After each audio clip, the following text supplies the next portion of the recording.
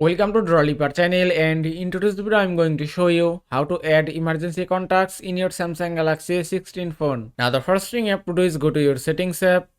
Now from here scroll down and then go to safety and emergency option.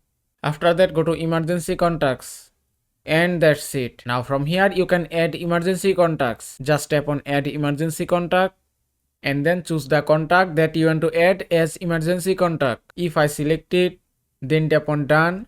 Now you have to enable show on lock screen option and it's done. Now if I lock my device and then double tap to unlock, then tap on emergency call option and that's it. You can make an emergency call without unlock your phone. Emergency contacts help you in your emergency situation even your phone is locked. If you want to dial this contact, just tap here, then tap on OK and it's done, and that way you can make an emergency call.